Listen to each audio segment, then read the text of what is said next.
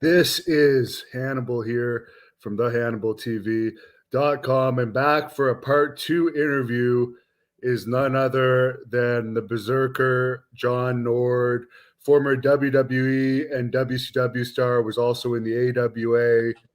He's done it all. How are you doing today, sir? I'm doing good, Hannibal. From that last one we did, man, I got a lot of feedback. I had a lot of guys call me, so it was The whatever. question I was asking you at the end of our last one was about the Yeah, Ultimate Warrior. Why don't we yeah, start with that? What are your memories of him? sure. The memories of him. Well, what you get a lot about him is um, he wasn't real popular in the dressing room because he was, I mean, and God bless his soul, but he was pretty arrogant. He wanted his own dressing room, and he didn't. You never seen him with the boys in the big dressing room. He always had to have his own show, or I mean, his own room. And of course, I didn't have no angle on TV with him, but I did wrestle him a lot of nights. And he whatever he just, I mean, you put him over. He was over, man. They loved him. Yeah, they did. Was he easy to work with from like doing the same match every night? You wouldn't really have to he, try or yeah, he was easy to work with. um and he didn't like potato. Yeah, he didn't hit you in the nose and you're bleeding all because he's a star. I think personally that he was careful he didn't tick anybody off, because there were guys that like the same opinion that I got, like especially DiBiase. Ted is not necessarily my favorite guy, but me and him agree on one thing, that the Ultimate Warrior, um, man, just didn't really pay many dues, and he just got pushed to the max, and he didn't know. He just was turned into a just a shithead. Sid was telling me that Ted DiBiase liked to fuck the ugly arena rats. Did you ever notice that? Listen, I knew Teddy from '85 in Mid South, and I did some bar hopping with him for a few months, and that's actually pretty true. Um, he he would be sitting there at the bar, and he'd go, "Hey, look at her." I said, "Yeah, she looks pretty rough." "Oh, are you kidding me? She looks great." And man, that's the one thing, before he sobered up, cleaned up, and found the Lord. And I'm glad he did, because he kept his wife and marriage and the kids and all that. But before that, Ted was a hound. And like I said, Ted ain't necessarily my favorite person, because he's like, it's always about Ted. Always. He won't let you say one word. He'll tell you all about his kids. Last time I seen him, he told me all about Teddy. This wasn't last time. I take it back. It was in '07. He said, Teddy hasn't had sex at all before he's getting married to this girl. He was kind of always bragging about his family. And then I was going to tell him about my family, and then he just walked away. I got to go. I'm like, oh, okay. One of these guys. I get it.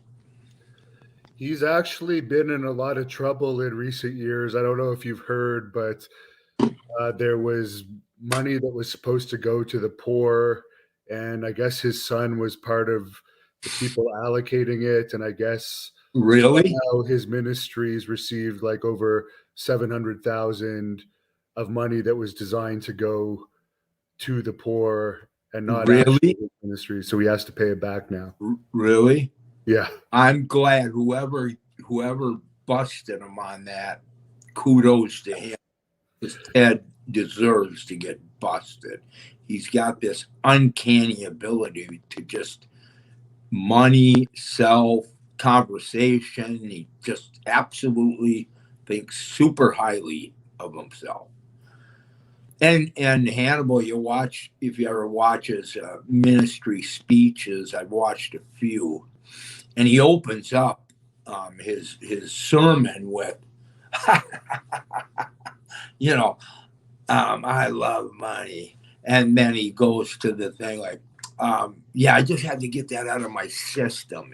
He'd say, and really, all you're doing is trying to bogart and brag about yourself, you know. And don't they sell gimmicks at those sermons too after? It's very similar to wrestling where you're just basically cutting a promo, but It, you're trying to do it for God, I guess, in that case. it is, and if you do it clean and right and don't take none of the money, it's all really good. But yeah, that's what they do. They got books, and Ted probably had his 8x10 pictures, wrestling pictures. He probably had his action figures. So it's just like just like that. And that is not my thinking of a church deal, you know. Yeah. I'm sure it's not yours either. Jake was doing it for a while too, and I don't know how sincere he was, but his promos were good. Guys like Jake and DiBiase, Hannibal, Jake, I was with him in '85 too, and like every night, you really get to know a guy. We're wives, we're friends for a little bit, and all that. And what you find out is they just can't help themselves. After a while, they just can't help themselves except to either take some money or like Jake goes around preaching and or not preaching but doing like the sobriety thing. And I know if you know Jake well, you just know he's not sober all the way. He might be like 90% sober, but he don't tell anybody about that 5-10% he snuck out like one day a month. You're known for being quite the partier. What's the craziest party story you could tell us that you've been involved with that won't get you in too much trouble? Well, the craziest thing was, and I don't know if I mentioned it last time I was on, but me and Hawk were in SummerSlam over in London in '92 at Wembley, that big house they had there. And instead of going home like everybody else, we ended up with the Hells Angels at the Holiday Inn in Kensington, downtown London. And one of the guys was from Minneapolis. And so that's why Hawk wanted to go. And he said, "You want to go?" I said, "Yeah, man, let's go. Let's tear it up." And when you're drunk, there's always bad decisions in my that I do, but this one was extra bad. And we ended up in Luton, England, in the Hells Angels chapter house, and I was so freaking high. Somebody just handed me this paper strip, and I went, "Give me that. What is this?" "Well, it's acid." And I says, "Well, this thing's gonna hurt me?" I says, "No way." So I just gulped it. Oh man, I was people's faces were turning into demons, and Hawk, same thing. Well, we both failed the piss test before we went there to England the night before. So we knew we were both in trouble. We knew we were both going to get 6 weeks off cut and dried. And we both did. But you get stranded for 3 days in the Hells Angels chapter house. It's like there's bunks upstairs in this old house. And yet, when you're coming down, off the booze and whatever you're doing, man, it's just, there's serious like demons. And oh, you're just going, what did I do? That's just one that rings in my head that I just it was just such a bad screw up, you know. Was that the only time you hang out with bikers? Yeah, I'm not a biker guy. Yeah, you hang out, dude. Matter of fact, the Hells Angels in Minneapolis were pretty prevalent until they all got in trouble and then they all went to jail, which was about 10 years ago. But no, I'm not a biker guy, dude. But they're personally, I don't like them. But that's just the guys from Minneapolis, Hells Angels. They thought they were tough. They never trained a day in their life. They just walked around with tattoos and a big gut, but they were supposed to be the badasses. And I remember I was 18 running Ventura's gym, and Ventura would go, "Hey, Johnny, the toughest guys in the world are the Hells Angels." I said, "Are you kidding me? These guys don't work out and they walk around and some of them are probably really great guys, but they're all obviously quite lost. If you're in the Hells Angels, you're kind of, you know." Yeah, that's a bad group of people for sure. Oh man, terrible, terrible. I don't know what it's a macho thing to be in, and they join, and then they end up, they do their first sale of a little bit of coke, and then it turns bigger, bigger, bigger than meth, and then you're looking at major prison time. Them guys. Did you do much coke in the '80s? A lot of the wrestlers did over that decade in particular. Oh, absolutely. The guys did. The '80s were um, crack and coke, and but ever you didn't ever even want to see the crap until you got drunk, and then you said, "Hey, I need a little uplift here," because the alcohol will bring you down, and then you want to get back up and going. You want to, and so that's what you do. I can tell you this. I'll tell you what I've never done is meth or, and this one, a lot of people say, "No way, no way," but I've never even tried pot. Just ain't my deal. My deal is booze and then powder, cocaine. You know, you just sneak in the bathroom and do a little bump up your nose, and you're good to go. You know, Well, Hawk was really into that too, so maybe that's why you boys got along. you're right. You're right. He was, and it was, uh, and a lot of other guys were too, but they didn't. You got your guys that sit at a kitchen table and do line after line for 3 days. You can fall into that if you're not careful. Uh, but then there's the guys that just do a little here and there and they go home. But not if you're not if you're guys like me and Mike. So Yeah, even Hogan has admitted in his book that he would do it. Did you ever wrestle on that stuff? Because I would imagine it might be a negative impact on your match if my it's memory. terrible. Yeah, I did one night in Hershey, Pennsylvania. And of course, it was me and Hawk the night before, but I was so freaking high and shaky. And I was wrestling Snuka, and Jimmy's really easy to work with. Jimmy's like a fine piece of china. If you do it too hard, he's gonna break. Because he's old and he's been doing it for so long. Even back then, in '91 too, and all I did was I couldn't even hardly talk. I was really ashamed of myself. But I sent word over. I says, "Tell Jimmy I messed up, that he's got to take care of me in the match, and let's just please get me out of there."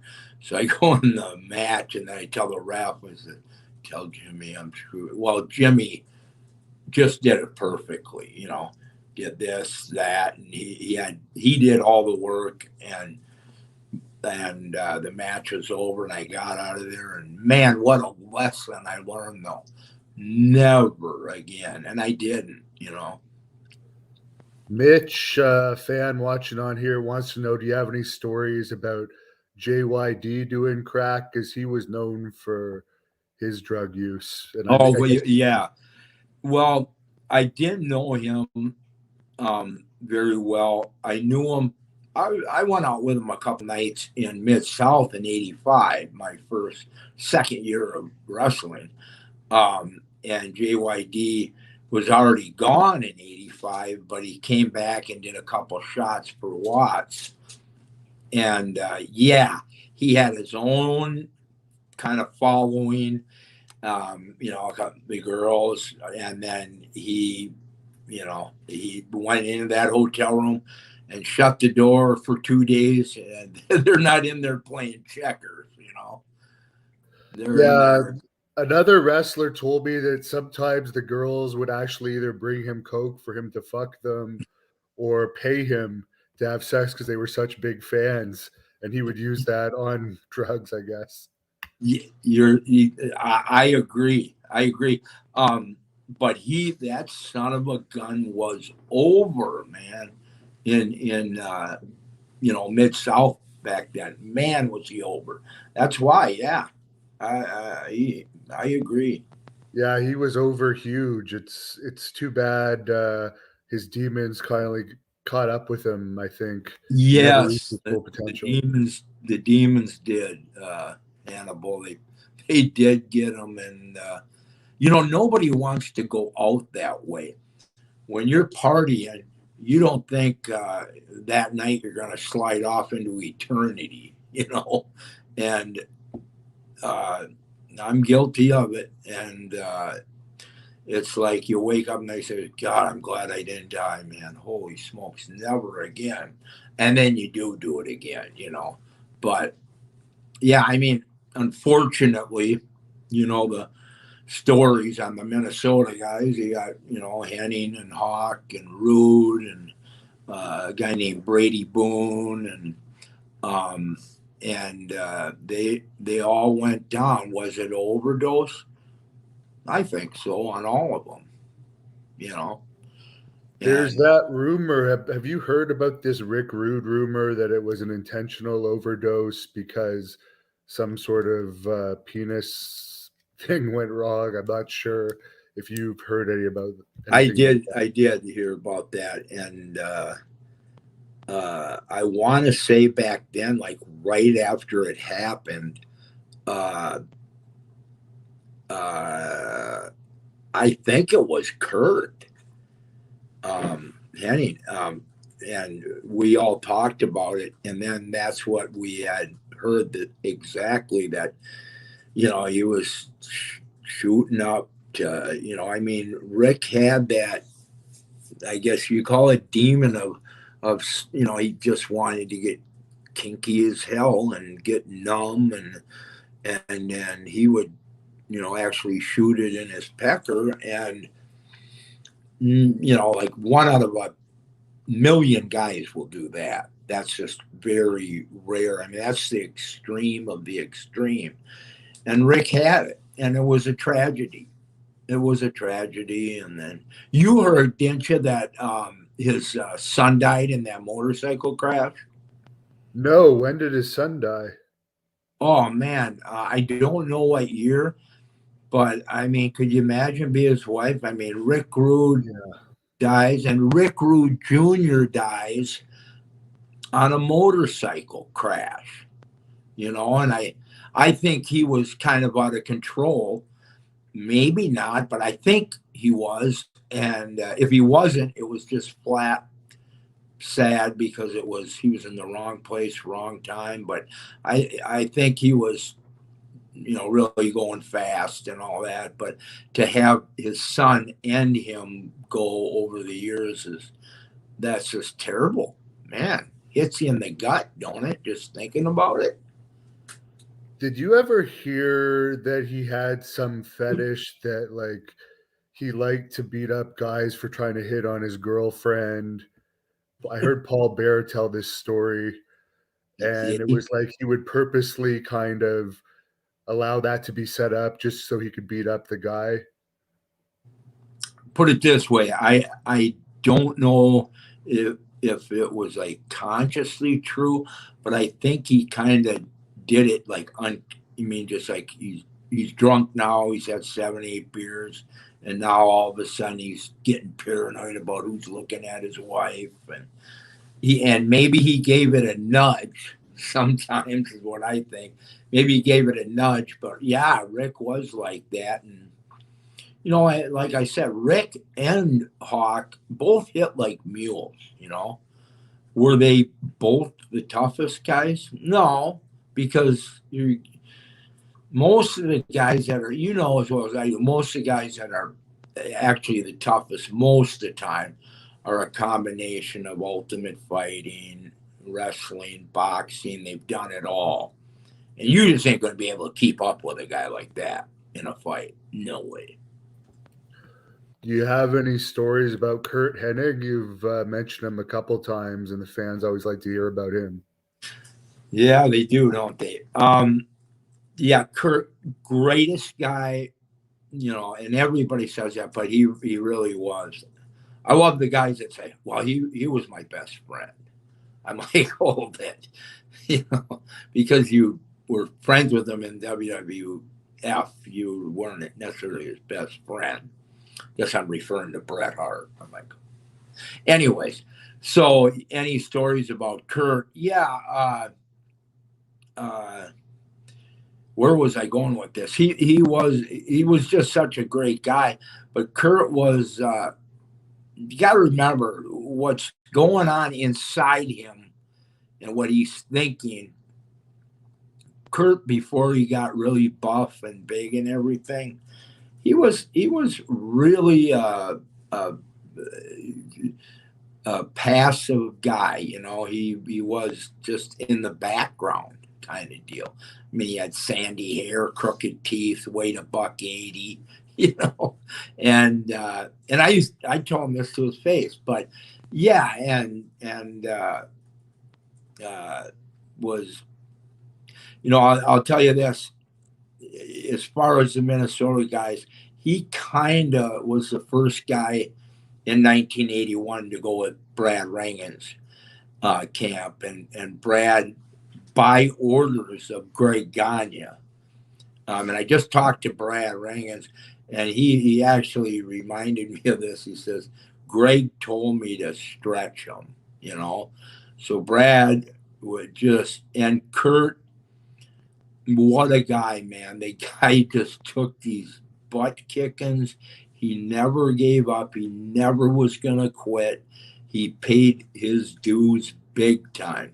And of course it paid off because he wanted to learn more and more and more and be the best. And man, what a talent. But a lot of people don't know Hannibal.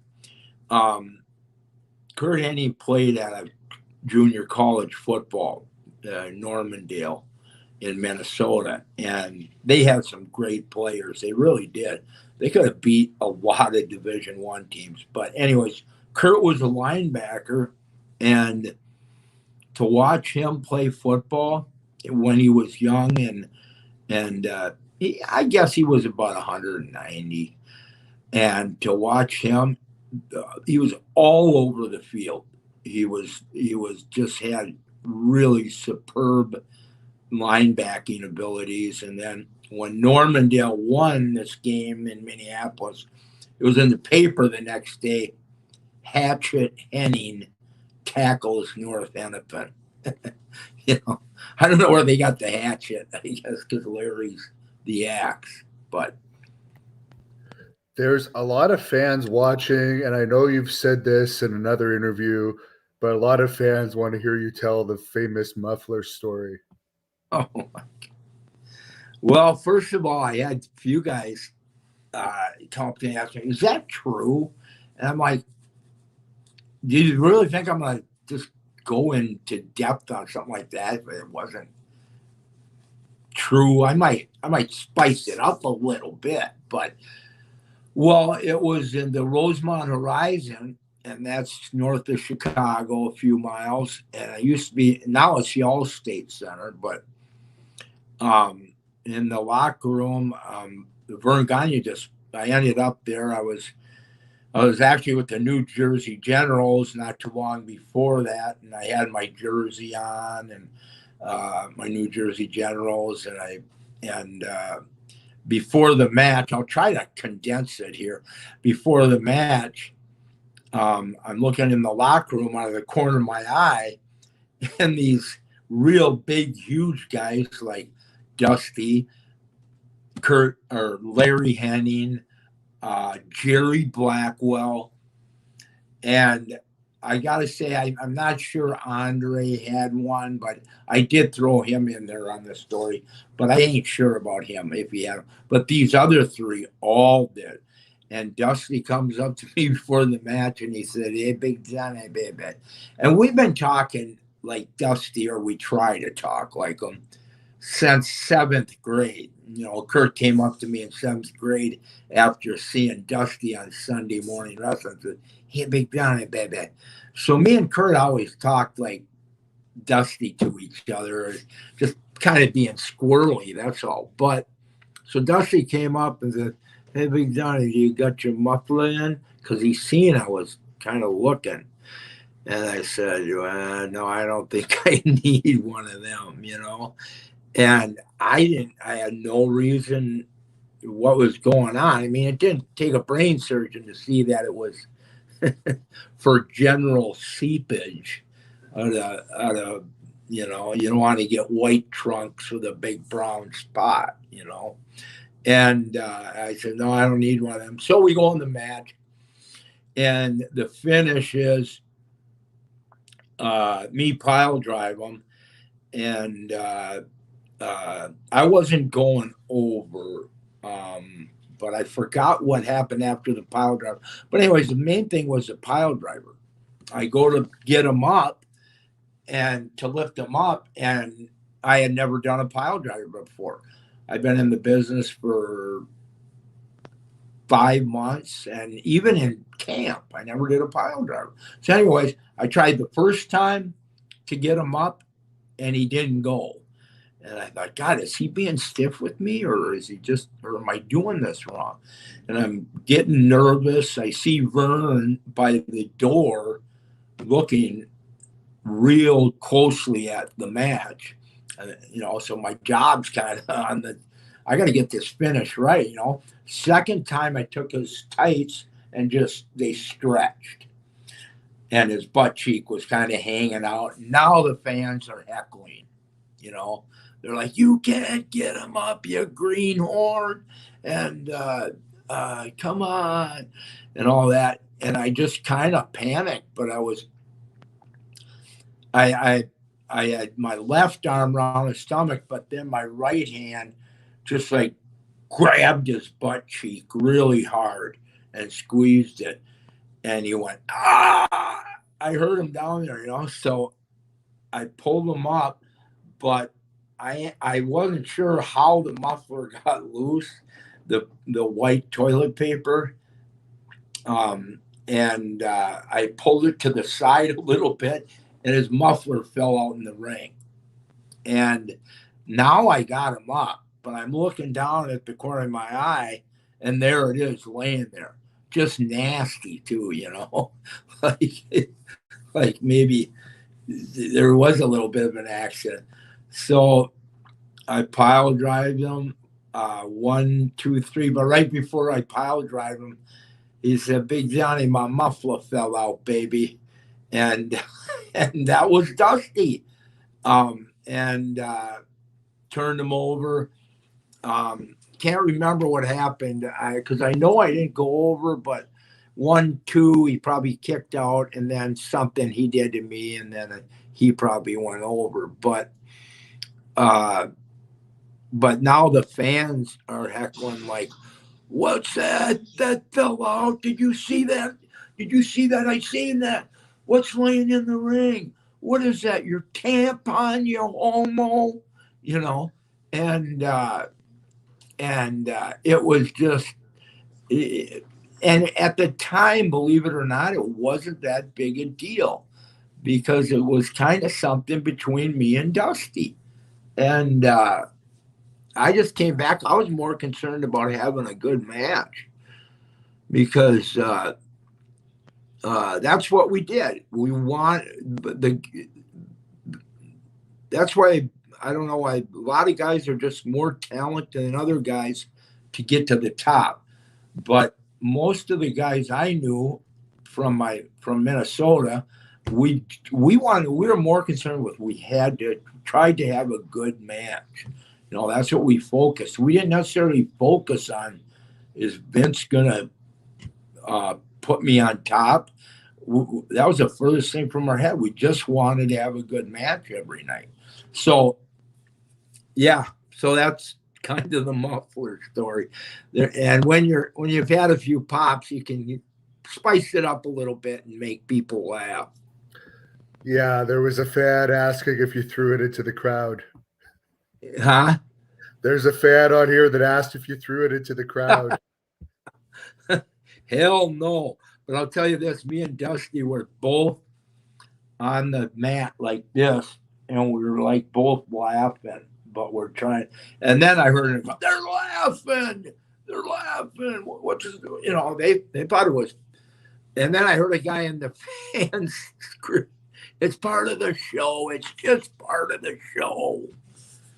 And yeah, so now everybody should know what a real muffler is. Not like the Midas muffler, but the wrestling muffler. There's some fans on here that have been asking about Grandma B's. What was it like to bounce there? Are the stories true of how rough it was? And was that the roughest place you ever bounced? Oh, God, yes. It was. The stories are definitely true.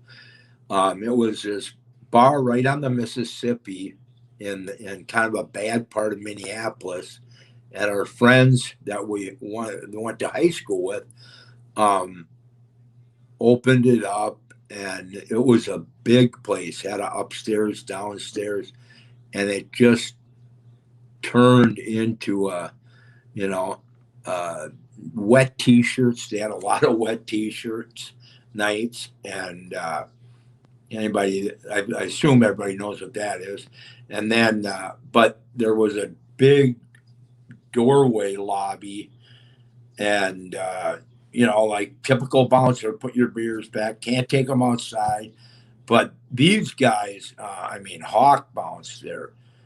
I did for a pretty short time. And Wayne Bloom did, and Barry Darso did, and some of the guys that were beat up, and a guy named Al Blake did, and Al was kind of a badass. I don't know if Kevin Kelly did, but Kevin would have been we're just lucky nobody got killed by punching them. We've all punched guys for real.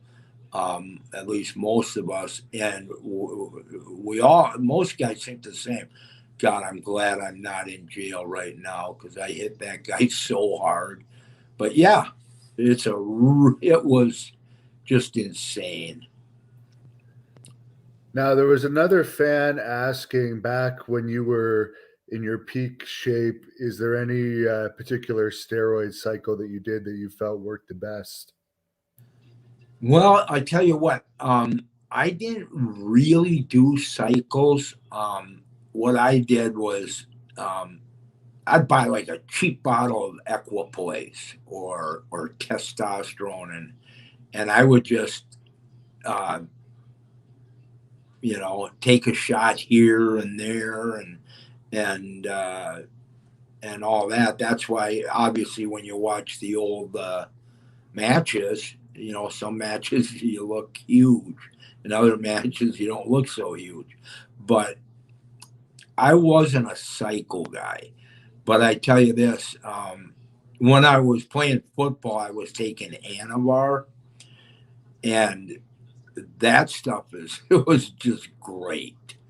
It didn't you didn't hold a lot of water, so you could move quick, and it got you strong, and it really got you it really got you in shape. You looked like a bodybuilder, and I got I don't know if you want me to tell this quick, Hannibal, but I got a Steve Williams story that when Or we were both with the New Jersey Generals at the same time, and Doc was he was a really good football player. Yeah, I mean, here's this guy with a gut, but he's took second in nationals in wrestling and started at Oklahoma, and he's got a big gut, but he's got veins in his thighs, and he was just athletic as heck for being a big guy. And but one time we were scrimmaging, and this old tackle from Minnesota, from the University of Minnesota, named Greg Murtha, all of a sudden I hear him go, ah, and he's screaming, and he goes, that son of a bitch did it on purpose. That son of a bitch did it on purpose. And he's screaming, he's pointing to Doc. Like Doc came down on him because Doc was D line. This guy was O line. And Doc came down on his knee, and he wasn't trying to. And he blew out the guy's knee. And he blamed Doc as he was in pain. He says, he intentionally did it. Well, the guy was just out of his head, and even if he for real thought that, you don't yell that. Anyways, they cut Doc the next day. And that was in 83. So when I went to Mid South in 84, I walk in this wrestling room, and then me and Doc look at each other and go, wow, I didn't know you were in wrestling. I didn't know I'd be coming here and run into you. I never thought I'd see you again. And first thing Doc said was, hey, man, you believe what that guy did to me, man? Hey, they cut me the next day, man. And they did. So just thought I'd throw that little New Jersey Generals. The young guys don't know who it is, or even the middle age guys, but it's a USFL. Our big gun was Herschel Walker, and he was a pretty cool guy. I like Herschel. how was the pay for that? I made 42.5, 42,500. Well, And that's not bad for the 80s, I guess. well, for the USFL too, but most of the linemen made about 30. And I just had a good agent. Man, you get a good agent. And I had a guy named Bob Stein who played middle linebacker for the Chiefs. And yeah, because I wasn't that good. I was a guy that I was barely hanging on to my job. So, but I got a year and so many months out of that, and I was happy to get out. My body was already failing me, So Yeah. What was your best lifts when you were at your peak for bench press, squat, and deadlift? I did 505 bench. I did a squat like 650 and a deadlift about 700. I was, I had in the day I had a big back, and everybody thought I'd be this great deadlifter. But I wasn't. Wayne Bloom was. Wayne Bloom, one of the Beverly brothers, he he's got the American. Well, he had the American record, and he's real good, buddy, real close to me, of 832. So I mean, for a guy 220, or was he in 242 pound class, did 832, which was an American record. So, That's pretty big weight. oh my God, for a deadlift, that's just incredible. But that he had a power suit and a little bit of gas, a little bit of the roids, but he could deadlift anyways. That reminds me, I think there was some story Animal told me about you had some crazy back workout that you did. Or so. Yeah, well, there used to be this magazine named Iron Man, and to get an Iron Man magazine was just first class. And as a kid, we grew up on Arnold, Lou Ferrigno, uh, and Franco Colombo, and it was where was I going with this magazine, Hannibal? What'd you ask me?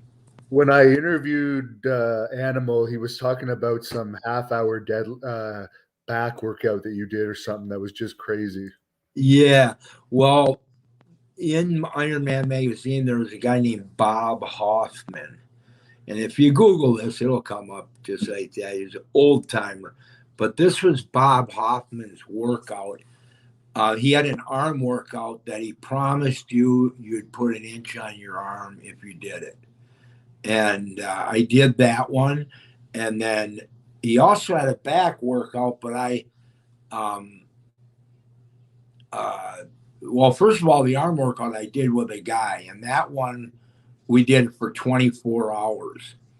But we took a couple hours in between here and there, half hour. So it ain't like you went straight. And then you're always drinking a protein shake or raw eggs. Back then, raw eggs we lived on them in the gym because Rocky in '76 drank the first raw egg and the whole country started drinking them.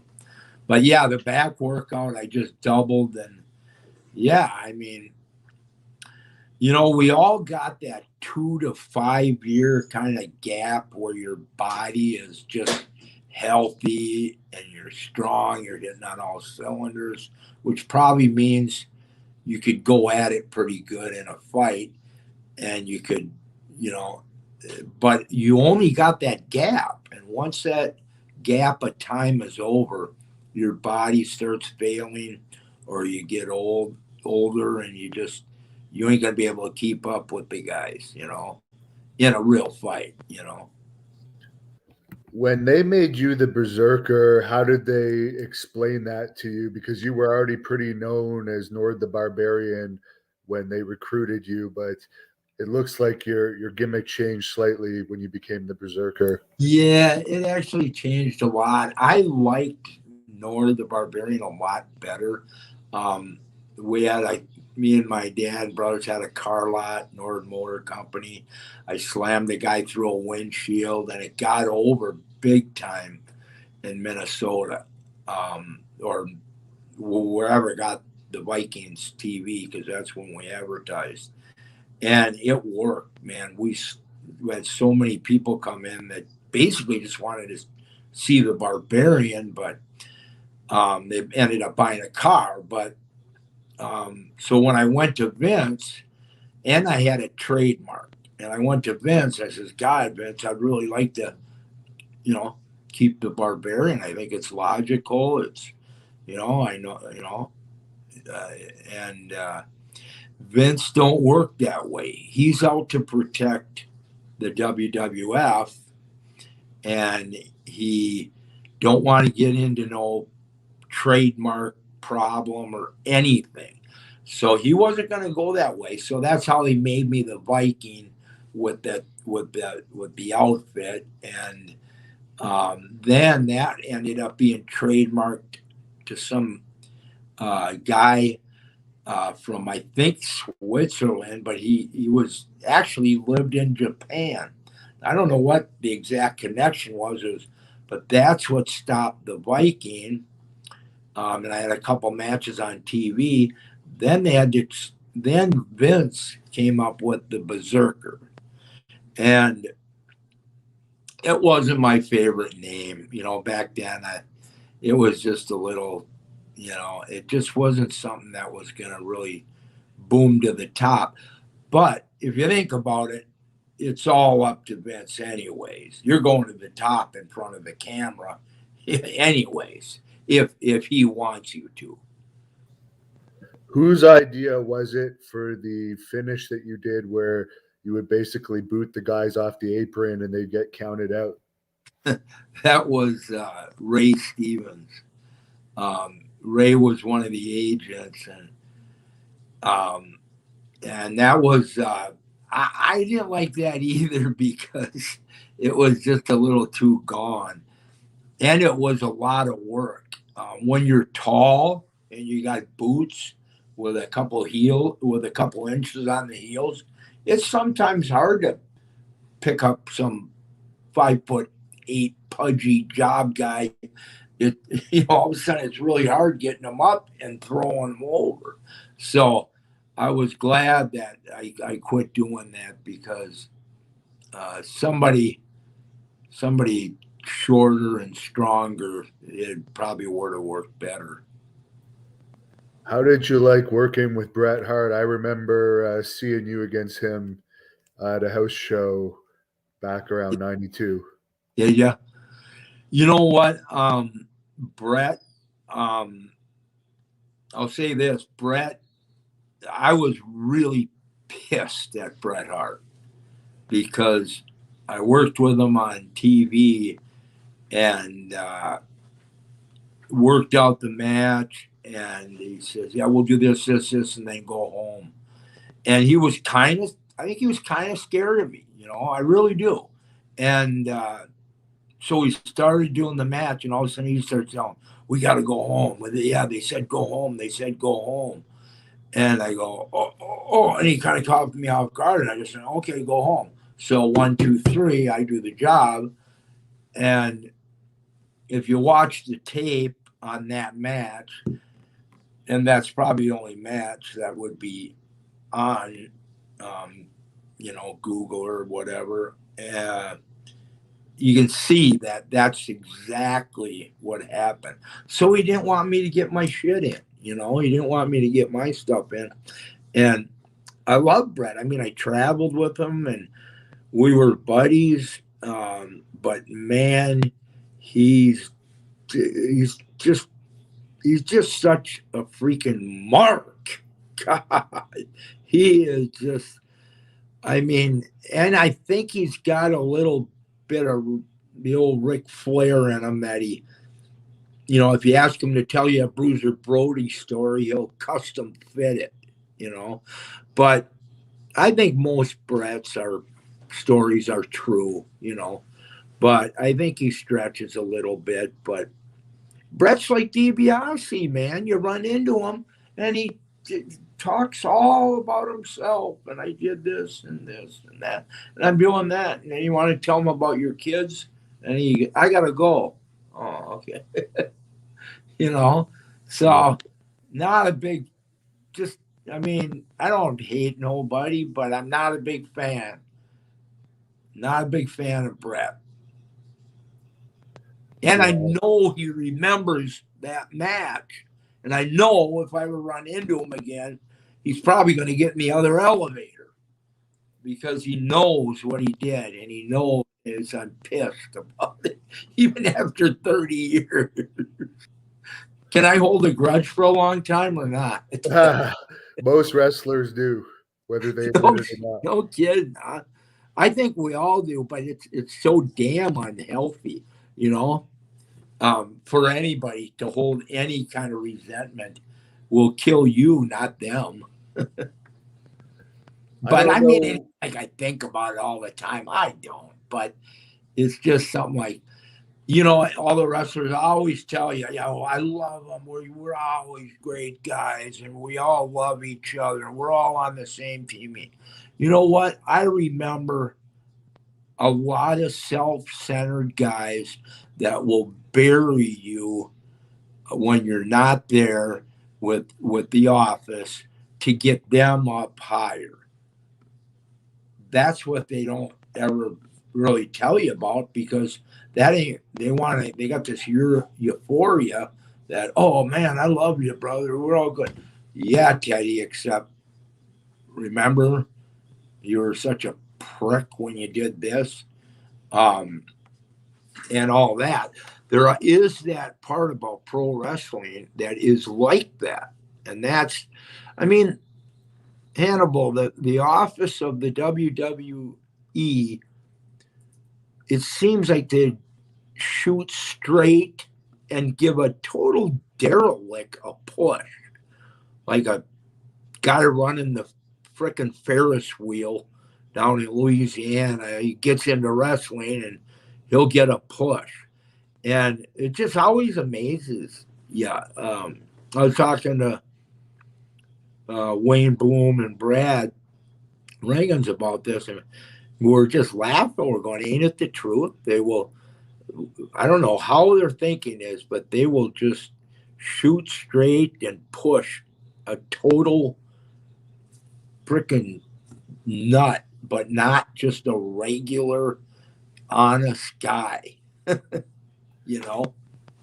Did you hear about what happened on Raw last week with one of their heels that had been WWE champion numerous times and NXT champion, Seth Rollins, a fan that was 5'4", 180 pounds, double leg tackle him down, Really? and he had to be saved by the ref and security. And after, he said he was terrified. Yeah. No, when did this happen? Last Monday on Raw, Oh, when he was going back towards the ring. Now, what would happen? What's your opinion? Like in your day, if a fan in Bill Watts' territory had managed to take you down on your way back from the ring, and also, do you think as a heel you should be paying attention around you to be watching out for that type of thing? back then, yeah. And if you were in a crazy state like Louisiana, yeah. Um, you should. And Bill Watts would, we've talked about him, and he would have back then tried to give you a hard time about it and say, that's bad for this business. This, you got to remember, that's pre Eddie Mansfield telling 2020 that it's all fake. Which was, I think he did that in about November, December '84, and no, so I guess it would be after Mansfield did that. But Watts, yeah, it's like we talked. He liked stirring it up, and if some guys were really pissed at each other, we mentioned that with me and Butch Reed. God rest his soul. That Watts loves it, but Bill was a guy from Oklahoma, and Oklahoma this and that, and I knew, Danny Hodge and all this, and I don't know, looking back, it's just like if I went to Ben Young, and he was just so freaking egotistically full of shit, but maybe we all were, I don't know. You said last time that you didn't think Haku was the toughest in wrestling. Who would you say would be the toughest guy in wrestling? Well, what year, Hannibal? Like what era? Well, let's say your era. Huh? The 80s and let's say the 80s and 90s that you were in. Okay, I knew you were going to say that. So with that being the case, I'll tell you this, and I'll say it again. I said it once, and I don't care if Haku's watching this. Haku's, I mean, he's a friend of mine, but I mean, I haven't seen him for years, but he's just not. I mentioned that to Brad Reagans, who, runs the camps, and Brad got made his money in Japan, but I said, Brad, am I imagining this or what? And he says, no, I think the same thing you do. You can grab a guy and tell what he's got. And like I said, Hannibal, me and him got into it in Japan, and this No way, because you pull a guy's eye out at a bar, or do this at a bar, or do that. Listen, that's all bar stuff. That don't count. What I like to think is who would go in that room and what guy would come out the door after 5 minutes, you know? Um, and it isn't him. And it never was. It would have been a guy like, good God, it would have been a guy like, well, I don't know if you can count Brad Rangans because Brad, I know you're kind of talking more WWE, and Brad did AWA in Japan and nowhere else. But I mean, Brad would have just played with him, you know, because Brad is an Olympic wrestler and he knows judo and all that. It just wasn't going to happen. I think Haku got his steam on this subject just purely on these bar incidences. And you can knock a guy out in a bar. That don't make you tough. We all know that. But he's got a really look to him, man. When you first meet Haku for the very first time, which I met him in '84, you kind of double look at him and go, "Oh man, I wouldn't want to mess with that dude." And he is a tough guy, but he's not the toughest. I mean, you got guys from Danny Hodge, hey, Mike Rotundo. You know, Mike wrestled at Syracuse. I'm not saying amateur wrestling is the answer, but I am saying that there are just there's there's guys that are just qualified way more than Haku to be named the toughest. I just don't have the list of them right now. There is a match online from WCW that fans can look up where a jobber tries to shoot on Mike Rotundo, and Mike Rotundo ends up basically stretching the jobber and pinning him for real. Yeah, yeah, Mike. When you grab a guy, I wrestled in high school, and then I played football at Montana State. But my senior year, I could beat their heavyweight, so I ended up wrestling 15 matches my senior year in college. So I had a little stuff behind me, but not like Mike Rotundo. I mean, you do 4 years of Syracuse and you do wrestling. Mike, yeah, Mike's a great example actually. But I mean, uh, Steve Williams when he was young. And I'm not saying Steve Williams in the late '90s. I'm saying Steve Williams in the mid '80s would have just taken him apart. He ain't gonna beat a Division I guy that took second in nationals twice. Yeah. Well, playing football too, which I don't even think you can do that anymore. You can't play two sports. Can't you? Um, I don't hear about it, but maybe it's possible. I am from Canada.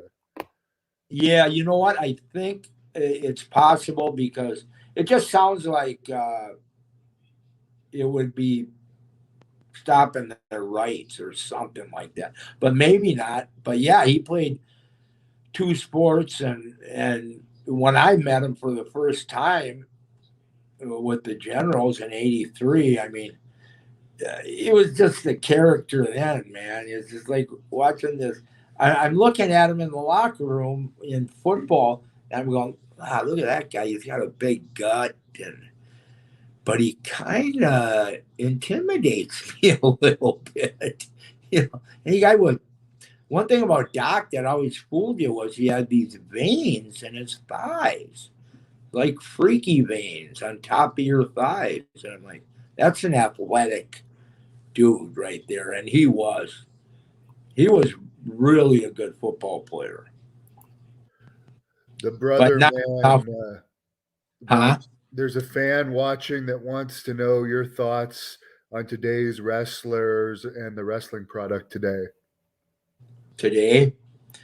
Um, because over the last 20 years, I haven't watched a lot of wrestling, but I mean, one thing I do agree with is something that Bret Hart said was it's just all high spots. I mean, um, and I don't think much of it because it's high spots. It's all and uh, I don't know, but they're out to draw money and crowds, so they're thinking ain't my thinking necessarily. But I do want to plug Wayne Bloom's son is going to end up getting a push in WWE. He's going as what is it, Von Wagner? I haven't seen it, but I've heard that he's pretty good. Yeah, yeah, he's done a really good job, and of course he got in because Brad Reagan's trained Brock, and then Wayne. Uh, I actually introduced Wayne to Brad uh, after I had been in wrestling 5 years, and so he got to know Brad good. And then he wrestled too, and then Brad asked Brock to plug to get Wayne's kid in, and he did. So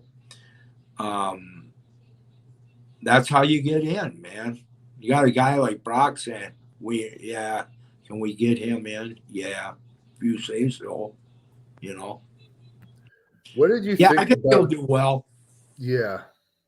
What did you think about the rumors that there was something going on between Pat Patterson and the Brooklyn Brawler?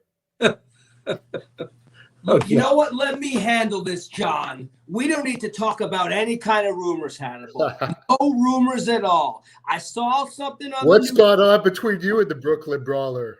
Oh, I've listen. heard those rumors too. He's a good friend of mine. You watch your mouth about Steve Lombardi and put some I'm lights sure on. he is. You put some lights on when you're talking. Why to can't him. we all just get along, you guys? Because this guy yeah. Hannibal put up something earlier today talking about the millions of views that he's got, more than ROH, more than New Japan, more than NWA, and not once, John, did he give credit to the man that's behind the ratings, and that's the captain, and that's John Nord, and that's all of my clients. Because you're rude. You're rude. Yeah, okay. And Rude? And Rick Rude. Yeah. No, is that what you're saying? And Rick Rude? Or No, I'm but Rude? we heard a good story about Rick Rude earlier. Can we see the boot? Can we boot this guy out of the hotel room? Yeah, you know who's going to get the boot? You, because me and my clients aren't coming back till we get the respect we deserve, Hannibal. What?